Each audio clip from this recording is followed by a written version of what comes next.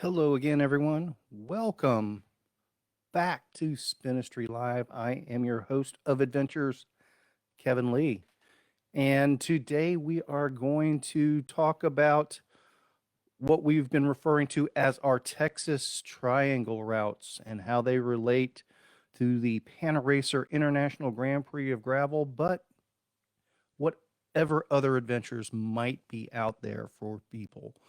We'll go over some of the maps, put that on the screen. Hopefully my screen share is working properly again.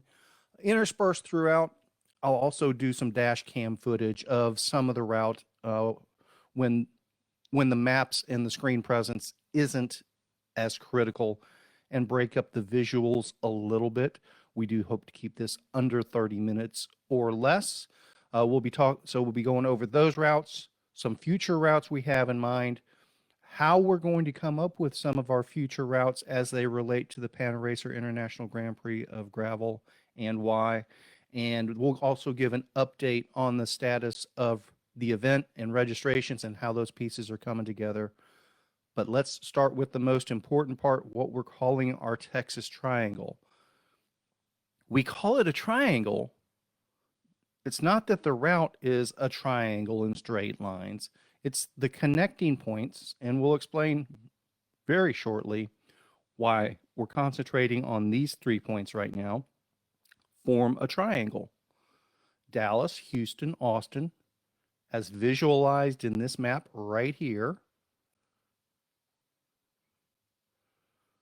That makes a 3-point triangle, okay? But that's not the route itself. Basically, we have an adventure route between each segment that is made up of as much dirt and gravel roads as possible. There's no single track. There's no going through private property. It's all public roads and as much dirt and gravel as practical. And when we do have to use pavement, we still try to make it backcountry scenic roads.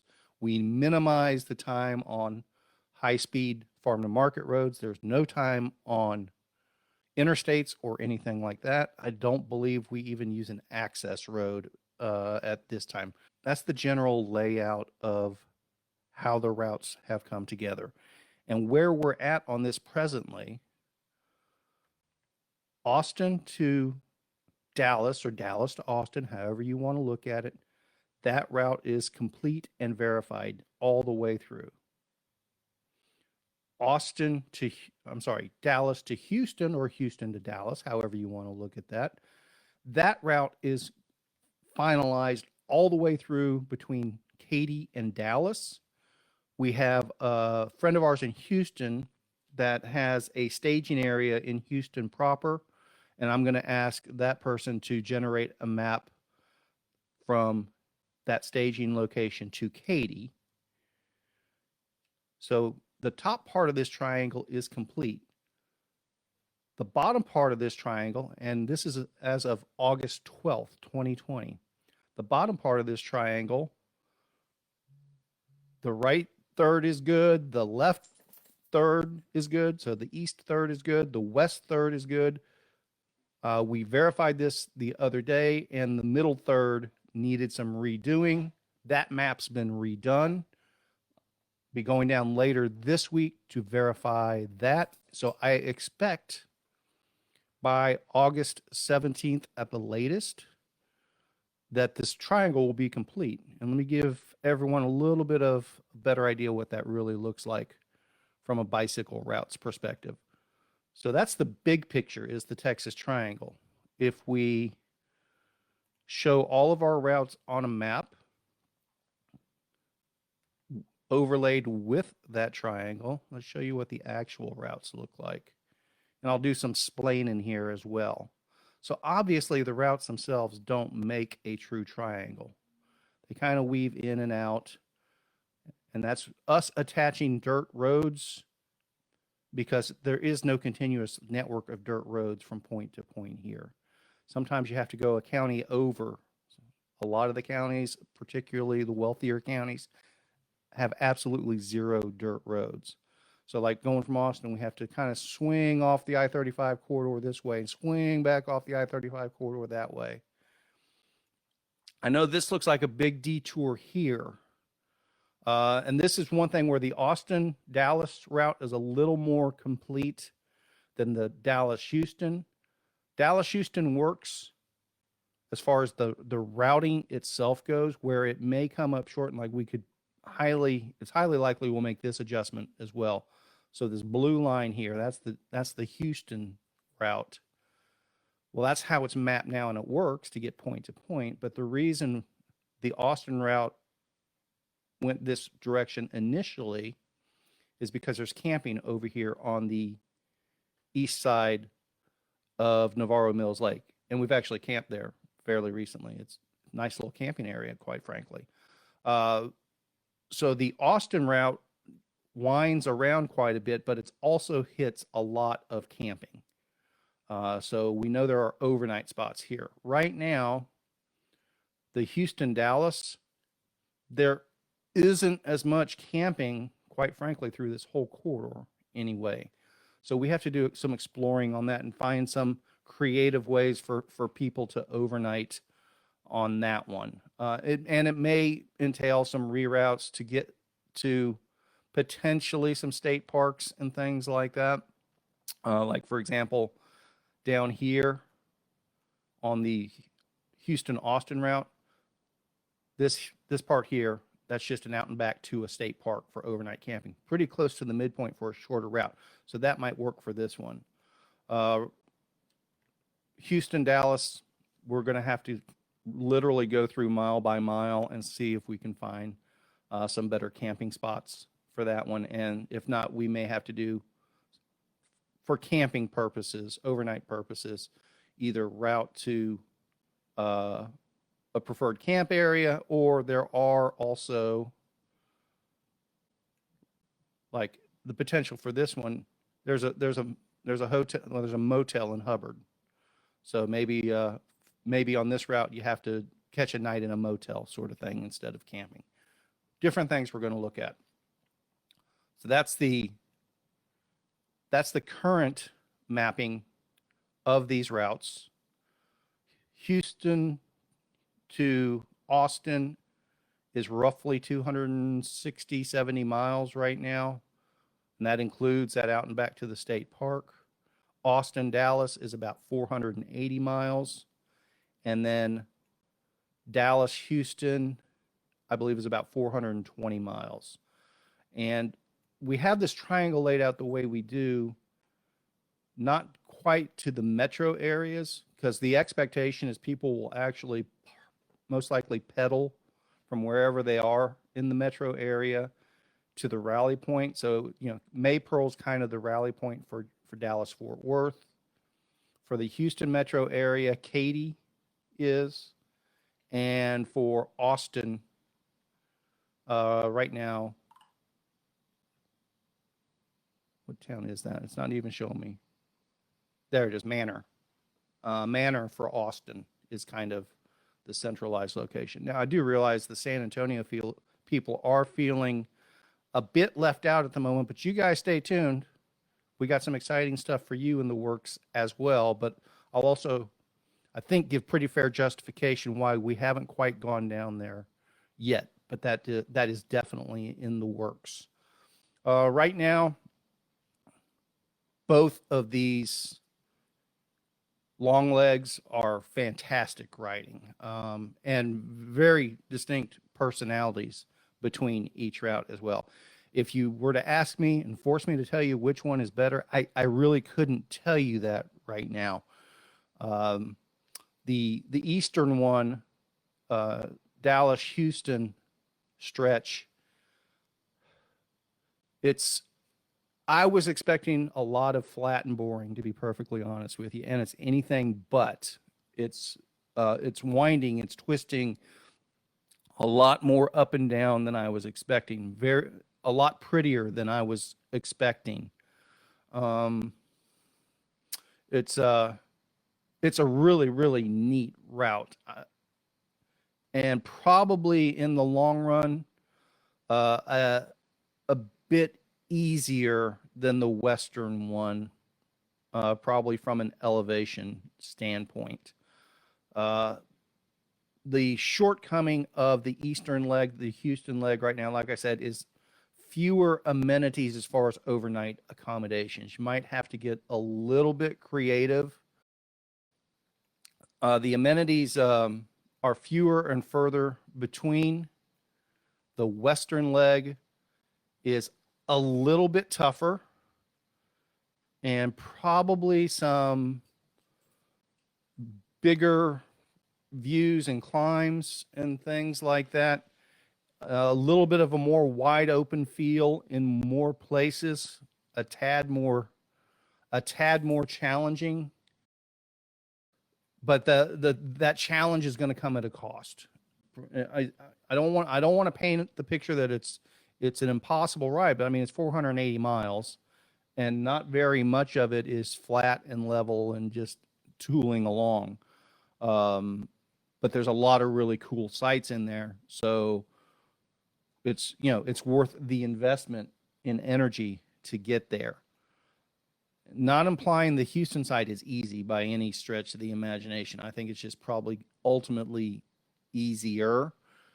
Both legs should be considered all weather routes with exceptions. There's no way you can do 480 or 420 miles of a route that includes dirt roads without somewhere along the way incorporating some what we call soft roads where they don't have the rock underneath them. But it's usually very short stretches. And even those roads typically, unless it's a really heavy rainstorm, those roads even mostly dry out within 24 to 48 hours. But they're usually sloppy soup if it's actually raining. Where rock roads you can still ride on when it's still raining. Both of these routes are predominantly rock-based roads, but both of these routes do definitely have, particularly around agricultural pasture areas, some what I call farm roads, where it may just be a, a soft dirt road, double track going through going through a couple of fields. It is all still public road. They're considered county roads, but some of them are what we refer to as B roads without much maintenance to them, except tractors driving over them on a regular basis. So those two routes are solid. We're going to flesh them out with details on amenities and make sure that we have some overnight spots and things like that for those. And then the southern route, basically Austin, Houston, Houston, Austin, whatever you want to call it.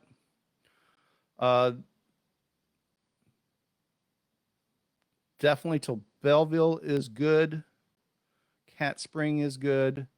And we made a change here between Industry and Burton that I think is going to make that a better segment. And then from this Nails Creek State Park area to Giddings and Page, that was a little bit of a change there. And actually this whole middle segment that we basically redid, we were trying to find some new roads and explore some and come across some things, and that just didn't work out the way we had hoped. So we fell back on roads that we knew were good. These roads between Industry and Burton, these are our Shelby roads that we use for our Shelby events. And the roads between Page and Giddings and McDade are the ones we know from our Page event. And so we know these are really good roads. Up here, once you get above McDade and towards Elgin, you can see where they combine. That shares with our Dallas Austin route as well. So we need to basically double check this section here. It's only a couple hundred miles, not even that, I don't think. So we can do that. We can do that in a day. The plan is to do that maybe tomorrow or Friday if the schedule opens enough to allow that. So that's our current Texas Triangle. And let's explain why that is and how that is. We're putting these routes together for everybody in Club Ministry to utilize whenever they want. But our goal to get them to get put together as quickly as we can like this is to help people with the Panaracer International Grand Prix of Gravel that want to have routes available to them to accumulate their 1,000 miles.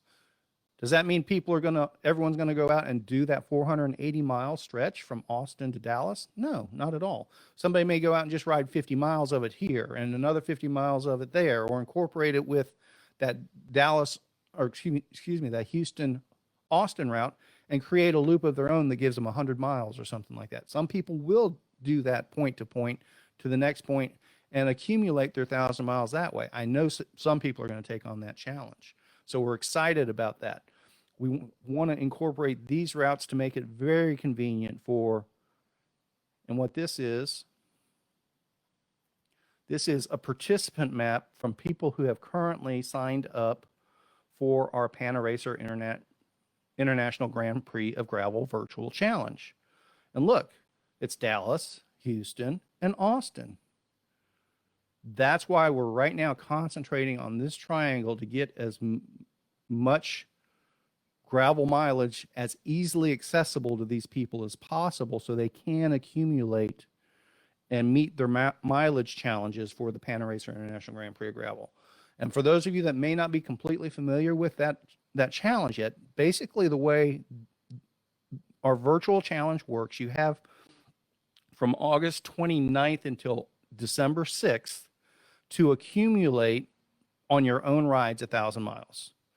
And once you finish your ride, you just come to our website, enter your numbers for your mileage and total time, and it accumulates it over time, and it'll plot you on our 1,000-mile map where you are in that progression.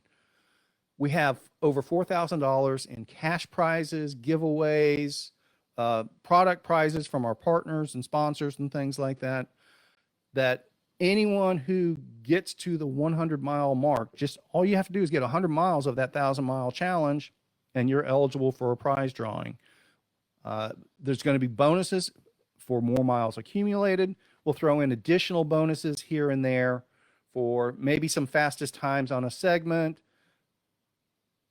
Realistically, whoever does get to 1,000 miles in the fastest time will probably get an additional bonus, but it's not a guaranteed prize. It's just another opportunity to win the prize sort of thing. Everybody who enters the event is going to get a Club Ministry gift pack with a Ministry gift, and which includes swag from our sponsors and partners and things like that. And we will add an additional gift to that pack for every mileage challenge that you accomplish. And the current challenges are that first 100 miles, you earn an additional gift. At 250, another gift. 500, a follow-up gift. 750, another gift. And obviously, if you get to the 1,000 miles, you get that final gift. So this is why we're concentrating on these three areas right now. We also have interest up in Illinois. We do expect this to show up in hotspots all over the country in the coming weeks. Even though the event starts on August 29th, you can start anytime between then and December 6th to go after that mileage challenge. Even if you're just looking to get 250 miles and get a couple of opportunities to win, you could join Thanksgiving weekend, knock out a couple 300 miles, and be in on the challenge at that point. And we'll use this participant heat map to come up and generate routes. We have a source of vetted routes. We'll talk about that next week that we'll be using all over the country. So as participants pop up in certain areas, we'll be adding specific maps to that. So let me back out of here. And we'll go to the next step of, particularly in Texas, Oklahoma, New Mexico, and Colorado a little bit, what we already have in place or are about to finalize and have in place. This little gem here, I call Fandango. These are mostly verified routes at the moment that can be used for lots and lots and lots of miles or jumped on for small segments. like I said before. Some of these still need to be verified, and we'll walk through these a little bit at a time here. So this is Fandango, and you can see here it does incorporate our Dallas to Houston route, our Houston to Austin route, our Austin to Dallas route. It includes other things like our Spinistry loop all the way around Dallas Fort Worth. These are existing routes for the most part. Again, like I spoke about, fleshing out this middle segment. I expect that to be done in the next couple days. Here's another route that exists now, San Antonio to Fort Worth. That's an existing route. That's good to go. Once we get this Texas Triangle fleshed out, San Antonio peeps, you're next on the list. Once we know this works, then we're going to create the San Antonio version of San Antonio to Houston and also San Antonio to Austin, where you can join in on this network as well. Again, San Antonio, you guys were actually first on the list.